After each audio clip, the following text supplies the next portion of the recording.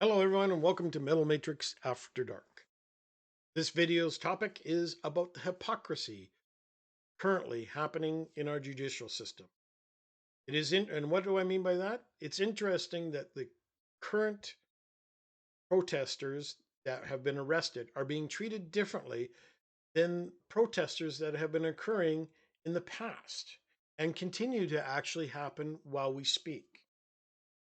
And what do I mean by that? Well, currently, we're in Canada under the Emergency Act that was invoked by our sitting Liberal government, supported by the NDP and Elizabeth May. I'll be getting into that one with Elizabeth May in a minute. It is funny how protesters are being treated in Ottawa protest versus what has been occurring elsewhere. And I will show you here right now. Tamara Lynch, one of the organizers of the so called Freedom Convoy, and it's not so called, it is the Freedom Convoy. I just love the mainstream media trying to twist the thing to make this protest very not very nice and that it's right wing and all this stuff. It is a protest. Okay, enough's enough. That blockaded, yes, they did, the national capital for 3 weeks, but did not stop individuals coming from down. Just couldn't get into their vehicles. Remained behind bars after the Ottawa judge denied her bail. These offenses are grave, said the presiding judge, ruling on the bail application. Lynch was arrested on Thursday evening as law enforcement in Ottawa began a major push that lasted through the weekend to clear out the convoy blockade following the invoking the Emergency Act.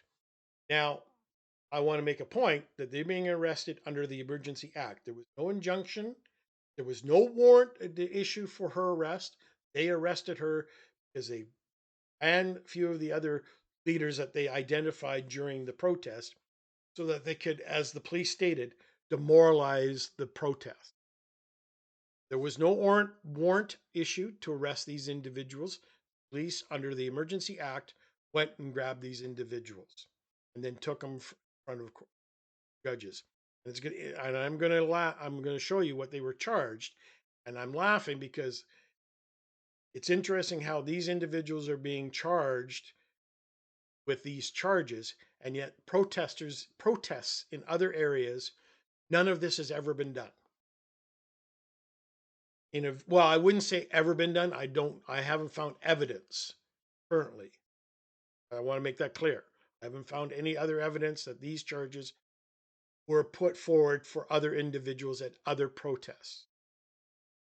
In a video posted by the convoy's official Twitter page, Lynch could be seen being led away by officers and saying, "Hold the line." Okay, fair enough. She's a leader. She should say that. Now, I want to also make it clear here that I don't agree with everything that has occurred at this protest, nor the blockades of the bridge and everything else. What I'm talking about here is the two-way street that individuals are being held accountable in the judicial system. That's what I'm trying to get at. The judge referenced the comment during the bail hearing. You had plenty of opportunity to remove yourself and either others from this criminal activity.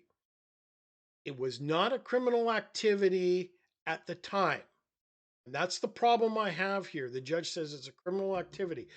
Criminal activity when the Emergency Act was invoked or an injunction was put in place. At the time, they are allowed to protest, and there has been other individuals in other areas that have blocked roadways for not for 3 weeks, but for numerous days, and nothing's done about it. But here we are under this current condition that it's now a criminal activity. By obstruct by abstinently choosing not to and persistently counseling others not to either, the judge saying, adding that this community has already been impacted enough. Now, I want you, everybody, to remember this because persistently counseling others to either community has already been impacted enough. Those are the words. And I'm going to point to this to this in a moment. The Crown is also seeking non-communication order, which I'm laughing again, that would bar Litch from any communication with 3 fellow convoy organizers and leaders. Again, it is interesting how, because this is not our Prime Minister's favorite or the current sitting government's favorite protest, all of a sudden these are being thrown at these individuals. Barber is charged of counseling to commit offense of mischief, counseling to commit an offense to disobey a court order. I didn't see any court order in regards to the other than truck drivers not tooting their horns during the night. And as far as my understanding was, the truck drivers did not blow their horns at night, as per the court order. Counseling to commit an offense to obstruct police. Okay, now these are all legitimate offenses. Not arguing. What I have a problem with is this here. In BC, we have this logging that was going on. It's been going on for about a year and a half. Fairy Creek arrests total approaches 1,000 people. As well, 1,000 arrests, not people, 1,000 arrests. As police and protesters offer vastly different accounts of events. Now, this isn't talking about being arrested. And I apologize for coughing. I kind of have a chest infection. Mounties enforcing the BC Supreme Court injunction against the blockade set up to prevent old growth logging in the Vancouver Island arrested 20 people Friday night and 7 more Sunday. RCMP has said they have made 989 arrests since the enforcement began around Fairy Creek watershed, and 110 people been arrested multiple times. And not one of those individuals were charged with counseling to commit offense of mischief, counseling to commit offense to disobey a court order, or counseling an offense to obstruct police. Not one of those individuals that I can find when I was looking on these protests were charged the same way as these individuals who, for only 3 weeks, have occupied Ottawa. This Fairy Creek has been going on for almost a year. And the Indigenous community tribe, and I don't know which one it is, I apologize to them, have asked these individuals to stop blockading. The Indigenous community tribe has supported the logging that's happening on their territory.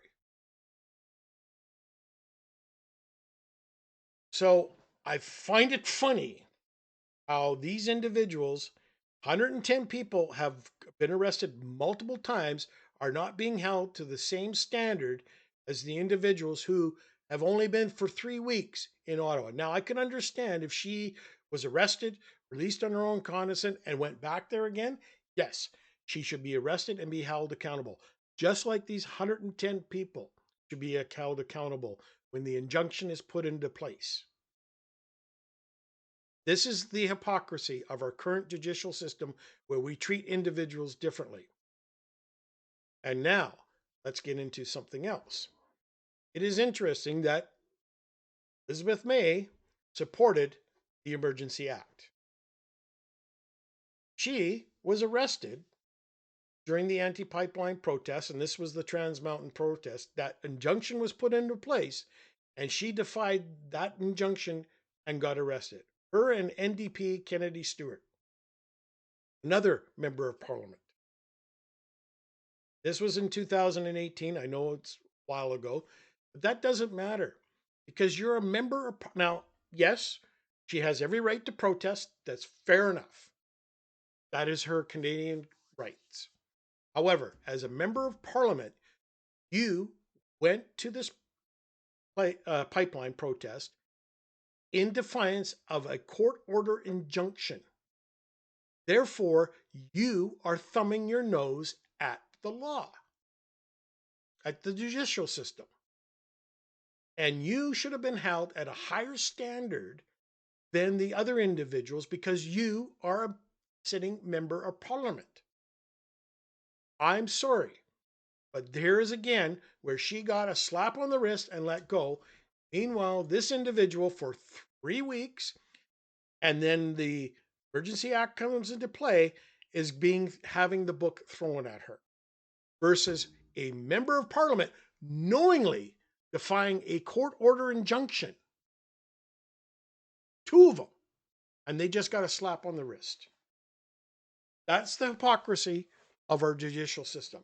I'm sorry, but if you're going to let these individuals who should be held at a higher standard as a sitting member of parliament are getting a slap on the wrist versus somebody who, for only 3 weeks, was protesting,